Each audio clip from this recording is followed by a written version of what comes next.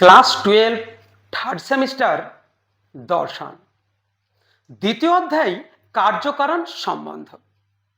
কার্যকারণ সম্বন্ধ থেকে তোমাদের কিন্তু কয়েকটি এমসিকিউ টাইপ প্রশ্ন আসবে। তার জন্য 100, 200, 400, 500 কতগুলো প্রশ্ন তোমাকে এবং সঙ্গে উত্তর মুখস্থ করতে হবে, তাই নিয়ে চিন্তিত। দেখো, তুমি 500টা প্রশ্ন এবং সঙ্গে উত্তর যদি মুখস্থ করে নাও, তারপরেও কিন্তু প্রশ্ন যদি ঘুরিয়ে থাকে, তুমি সেই 500 প্রশ্ন থেকে কমন নাও পেতে পারো। তার জন্য কি করতে হবে? কার্যকারণ সম্বন্ধ কাকে বলে আগে জানতে হবে। তুমি যদি জেনে যাও তাহলে 500 নয়, 300 নয়, 200 নয়, মাত্র 50টা প্রশ্নই তুমি যদি জেনে যাও, অতি অবশ্যই এই কার্যকারণ সম্বন্ধ থেকে ধার্য সিলেবাসে যতগুলো নাম্বার থাকবে, পুরো প্রশ্নের উত্তর তোমার পক্ষে অতি অবশ্যই করা খুবই সহজ হবে। তো সেই সহজভাবে যারা পরীক্ষা দিতে চাও এবং সহজভাবে যারা এই অধ্যায়টা বুঝতে চাও, সেই সমস্ত শিক্ষার্থীদের জন্য আজকের এই ক্লাস। তার আগে বলবো, তোমরা যারা একদম নতুন এই চ্যানেলে, নতুন হয়ে থাকলে সাবস্ক্রাইব করে নেবে এবং বন্ধুদের শেয়ার করে চ্যানেলের পাশে থাকবে। আমি বলছিলাম দর্শনের দ্বিতীয় অধ্যায় থার্ড সেমিস্টারের কার্যকারণ সম্বন্ধ। আগে তোমাদেরকে জানতে হবে কার্যকারণ সম্বন্ধ কাকে বলে। সম্বন্ধ মানে সম্পর্ক, কার মধ্যে? কার্য এবং কারণের মধ্যে। তোমরা অধ্যায়টা দেখতে পাচ্ছ, কার্য কারণ। এই কার্য আর কারণের মধ্যে সম্বন্ধ নিয়ে আলোচনা হয়েছে থার্ড সেমিস্টারের দর্শনের দ্বিতীয় অধ্যায়। একটু বলি, কার্যকারণ সম্বন্ধ বা সম্পর্ক কাকে বলে। ছোট্ট একটা গল্প করব তোমাদের সঙ্গে। গল্পের মাধ্যমে এই অধ্যায়টা আমি বোঝাবার চেষ্টা করব। দেখো, কার্য এবং কারণ মানে মেঘ উঠলে বৃষ্টি হয়, জলপান করলে তৃষ্ণা নিবারণ হয় এবং আগুনে হাত দিলে উত্তাপ লাগে। কথাগুলো একদম নতুন নয়, কথাগুলো অলরেডি আগে থেকেই তোমরা শুনেছ বা জানো। মেঘ উঠলে বৃষ্টি হয়, তাহলে বৃষ্টিটা কেন হয়? বৃষ্টির কারণ কি? মেঘ। তাহলে মেঘটা কারণ, বৃষ্টিটা কার্য। জলপান করলে তৃষ্ণা নিবারণ হয়, অতি অবশ্যই জলপান হলো কারণ এবং তৃষ্ণা নিবারণ হলো কার্য। আগুনে হাত দিলে উত্তাপ লাগে, আগুনে হাত হলো কারণ, উত্তাপ হলো কার্য। তার মানে বুঝতে পারছো, মেঘ উঠলে বৃষ্টি হয়, কিংবা আগুনে হাত দিলে উত্তাপ লাগে, কিংবা তোমার জলপান করলে তৃষ্ণা নিবারণ হয়। এই যে এক একটা ঘটনা, এই ঘটনাগুলো একটির সঙ্গে আর একটি কিন্তু সম্পর্ক যুক্ত। এই সম্পর্ককে কিন্তু দুই ভাগে ভাগ করা যায়। মেঘ উঠলে কেন বৃষ্টি হয়, বৃষ্টির সঙ্গে মেঘের কি সম্পর্ক? সেই সম্পর্কই তো কার্যকরণ সম্পর্ক। আর সেই সম্পর্ক আরো বিস্তারিত তোমাকে জানতে হবে দর্শনের থার্ড সেমিস্টারে এসো। আমি সেই সম্পর্ক বা সম্বন্ধকে দুই ভাগে ভাগ করে তোমাদেরকে বিস্তারিত বুঝিয়ে দেব আজকের এই ক্লাসে। কার্যকারণ সম্বন্ধ কাকে বলে। ছোট্ট একটা গল্প আমি বলেছিলাম করব, সেই গল্পটা হলো, কার্যকারণ সম্পর্ককে দুই ভাগে ভাগ করা যায়। হ্যাঁ, আমি গল্প করছি। একটা সম্পর্ক হলো সহ অবস্থানের সম্পর্ক, একটা হলো ব্যতিক্রমহীন সম্পর্ক। এই দুটো সম্পর্কের মধ্যে কোন সম্পর্কটা কার্যকারণ সম্পর্ক? আজকের ক্লাসে যদি এটা বুঝে যাও, তাহলে 400, 500, 100, 200 প্রশ্ন নয়, এই অধ্যায়ের ক্লাসটাই তোমার কাছে যথেষ্ট হয়ে যাবে। আমি বলছি একদম দায়িত্ব সহকারে শোনো। কার্যকারণ সম্বন্ধ, এই যে সম্বন্ধ, এই যে সম্পর্ক, এই সম্পর্ককে যে দুই ভাগ ভাগ করা যায়, তার মধ্যে একটা ভাগ হলো সহ অবস্থানের সম্পর্ক। একটু বুঝাই।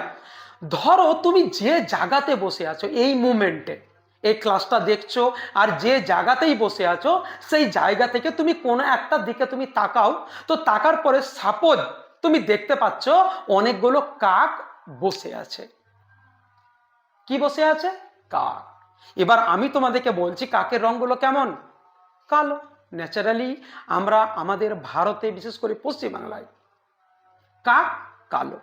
তাহলে তুমি তোমার সামনে দেখতে পাচ্ছ অনেকগুলো কাক অবস্থান করে আছে, আর সেই কাকের গায়ের রঙগুলো কেমন? কালো।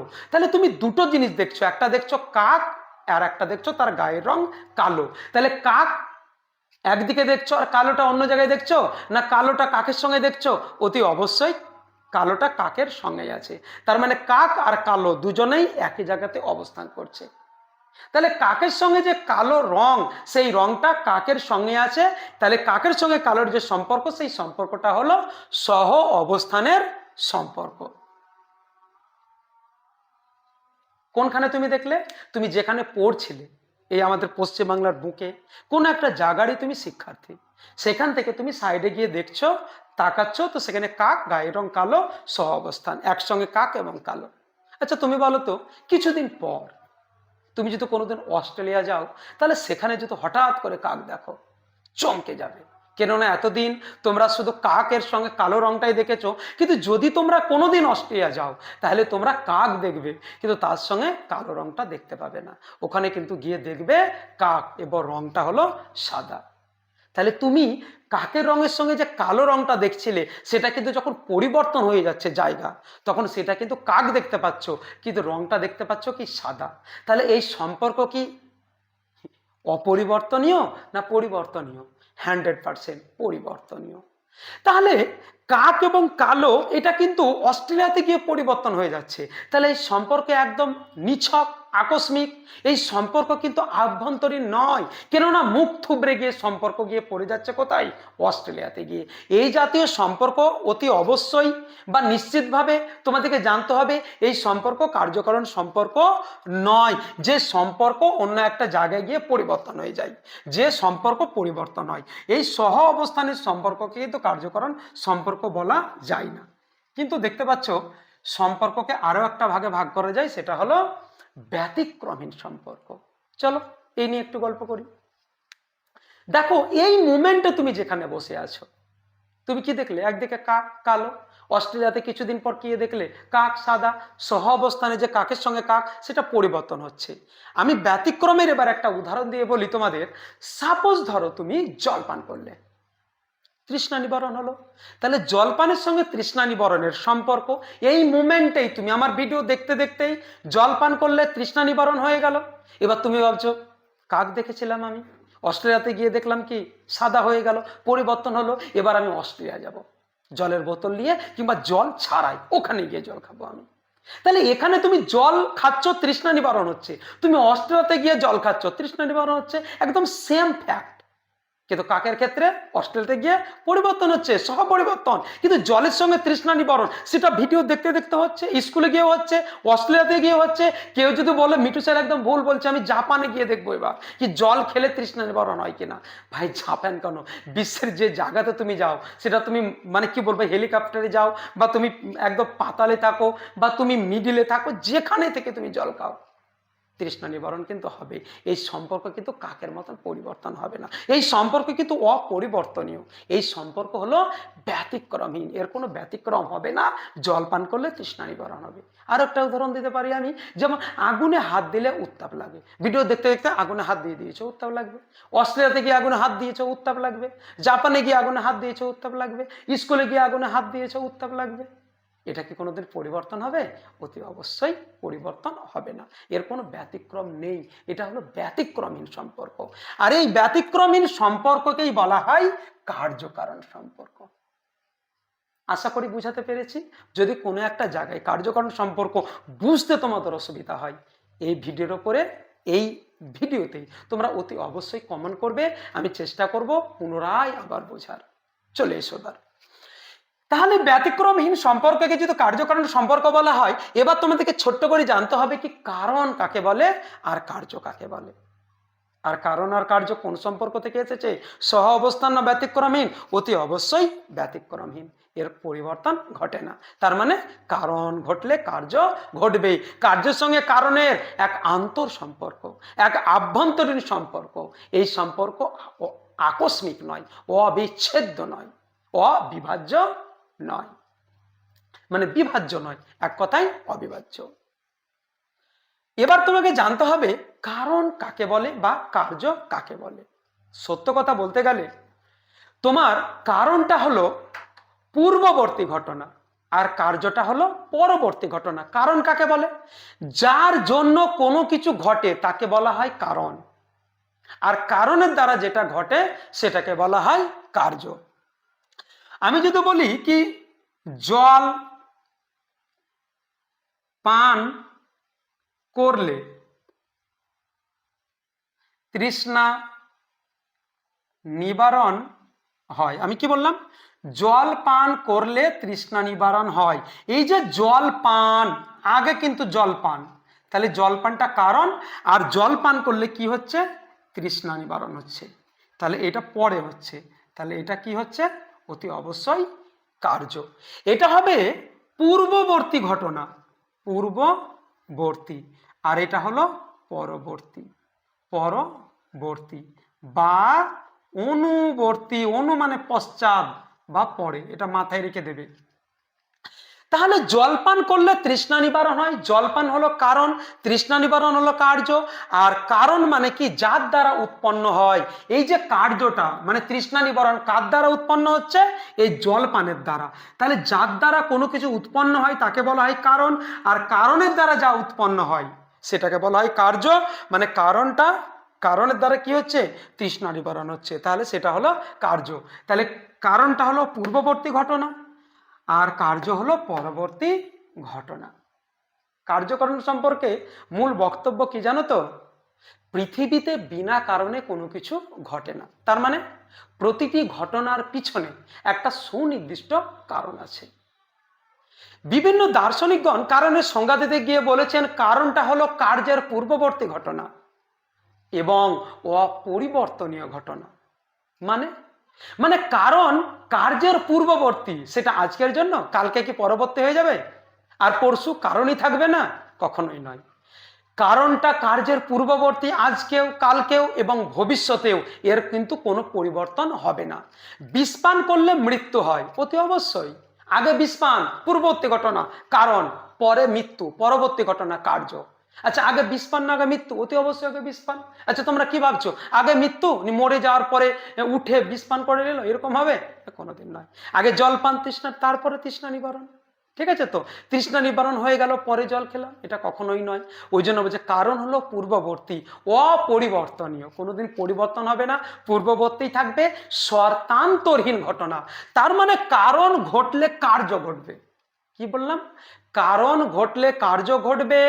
কারণ যদি ঘটে যায় তো অন্য কোনো আর শর্তের দরকার হবে না, কার্য অতি অবশ্যই ঘটবে। একটা উদাহরণ দিয়ে বলি। ধরো তুমি ডাক্তার দেখাতে গেছো, ডাক্তার বাবুকে বলছো ডাক্তার বাবু আমি জল খাচ্ছি কিন্তু তৃষ্ণা নিবারণ হয় না। আচ্ছা, এরকম পেশেন্ট কোনোদিন ডাক্তার বাবুর কাছে গেছে? যায়নি। কেন বলো তো? কারণ তুমি যদি জল পান করো তো তৃষ্ণা নিবারণ হবেই, এর জন্য কোনো শর্ত লাগবে না। শর্ত মানে ডাক্তার দেখাতে হবে না, জলপান করলেই তৃষ্ণা নিবারণ হবে। আচ্ছা, এরকম হয়েছে কি তুমি জলপান করছো তৃষ্ণা নিবারণ হয়নি? কোনো ডাক্তার তোমাকে বলেছে কি মোবাইল নাম্বারের সঙ্গে তোমার আধার কার্ড লিঙ্ক করতে হবে, তাহলে তৃষ্ণা নিবারণ হবে? কিংবা তোমাকে কেউ বলেছে ভোটার কার্ডের সঙ্গে তোমার অ্যাডমিটটা লিঙ্ক করতে হবে, ঠিক আছে? তো তাহলে তোমার কি হবে? ওই তৃষ্ণা নিবারণ হবে। ভাই, ভোটার কার্ডের সঙ্গে অ্যাডমিট লিঙ্ক কিংবা মোবাইল নাম্বারের সঙ্গে আধার কার্ড লিঙ্ক কোনো দরকার নেই, কোনো শর্তের দরকার নেই। তুমি শুধু জলপান করো, 100% তৃষ্ণা নিবারণ হবে, শর্তান্তরহীন। কারণ ঘটলে কার্য ঘটবেই। কারণ ও কার্যের মধ্যে যে সম্পর্ক, সেই সম্পর্কটা হলো উৎপাদক ও উৎপন্নের সম্পর্ক। উৎপাদক মানে হলো কি? কারণ, এ উৎপাদক, আর এটা হলো উৎপন্ন। এই সম্পর্কটা আছে। কারণ ঘটলে কার্য ঘটবে, কারণ ঘটলে কার্য না ঘটে থাকতে পারে না। তাহলে মোটামুটি কার্যকারণ সম্পর্কে যে যে প্রাথমিক যে ধারণা, সেই ধারণাটা মোটামুটি এই অধ্যায় হলো। আর কি তোমাকে শিখতে হবে? কার্যকারণ সম্পর্কিত মতবাদ। দেখো, তুমি দর্শন পড়ছো তার মানে তুমি বিতর্ক পড়ছো, দর্শন তুমি পড়ছো মানে তুমি সমালোচনা শিখছো, দর্শন পড়ছো মানে অনেকগুলো দার্শনিকদের মতবাদ তোমাকে মনে রাখতে হবে। এই মুহূর্তে তোমাকে কি মনে রাখতে হবে এই অধ্যায়ের উপরে? কার্যকারণ সম্পর্কিত বিভিন্ন মতবাদ। তোমাদের কার্যকারণ সম্পর্কিত এই সিলেবাসের এই দ্বিতীয় টপিকে 3টে মতবাদ আছে। আজকে বিস্তারিত আলোচনা নয়, শুধু 3টে মতবাদকে আজকে শোনো, তারপরে আগামী ক্লাসে সেই 3টে মতবাদের এক একটা মতবাদ আমি পুরো ক্লিয়ার করে দেব। 3টে মতবাদ কি? 1 নাম্বার সাধারণ মত বা লৌকিক মত, যারা কি বলেছিল কারণ একটা শক্তি যা সক্রিয়ভাবে কার্য উৎপন্ন করে। বিস্তারিত বলবো না, তবু আমি বলে দিলাম। দ্বিতীয় মতটার নাম হলো বৈজ্ঞানিক মত। কারণ ও কার্যের মধ্যে একটা আন্তর সম্পর্ক আছে, একটা প্রসক্তি, আবশ্যিক, অনিবার্য সম্পর্ক আছে। বুদ্ধিবাদী দার্শনিকরা বলেছিলেন, কিন্তু তাদের সেই সম্পর্কের কথা অতি অবশ্যই আগে কিন্তু বৈজ্ঞানিকরা বলে গেছেন। তাহলে 1 নম্বর মতবাদের নাম কার্যকারণ সম্পর্কিত যে মতবাদ, 1 নম্বর মতবাদ আমি কি বললাম, সাধারণ বা লৌকিক মত, দ্বিতীয় নাম্বারটা বৈজ্ঞানিক মত এবং 3 নাম্বারটা দার্শনিক মত। আর দার্শনিক মতকে কিন্তু আবার 2 ভাগে ভাগ করা যায়। একটা হলো বুদ্ধিবাদী, তার মতবাদের নাম হলো প্রসক্তি তত্ত্ব, এবং অপর মতবাদের নাম হলো অভিজ্ঞতাবাদী, যাদের মতবাদের নাম হলো সতত সংযোগ বা নিয়ত সংযোগ। এদেরও আবার সমর্থক বা প্রতিষ্ঠাতা আছে। চিন্তিত হওয়ার কোনো বিষয় নেই, আলোচনা হবে আস্তে আস্তে, তোমাকে বুঝতে হবে আস্তে আস্তে। কেননা ক্লাসটা আজকে আমি করাচ্ছি, কিন্তু তোমাকে মনে রাখতে হবে একদম পরীক্ষার আগে পর্যন্ত। এমনকি যারা অনার্স নিয়ে পড়বে বা ভবিষ্যতে যারা কোনো ভালো স্টুডেন্ট বা নিজেকে একদম কি বলবো আর কি, একজন দক্ষ স্টুডেন্ট হিসেবে মানে গড়ে তুলতে চাও, আমি তো বলবো অতি অবশ্যই এগুলো তোমার হৃদয়ে গেঁথে নাও। ভালো হবে, ভালো রেজাল্ট হবে, পরিবারের মুখ উজ্জ্বল হবে। ক্লাস করো, এগিয়ে চলো, সাথে আছি। মোটামুটি কার্যকরণ সম্পর্কে ক্লাসটা এতটাই। দেখা হচ্ছে নতুন কিছু নিয়ে, একদম দর্শনের উপরে আগামী ভিডিওতে। ভালো থাকো, সুস্থ থাকো, দেখা হচ্ছে আগামী ভিডিওতে।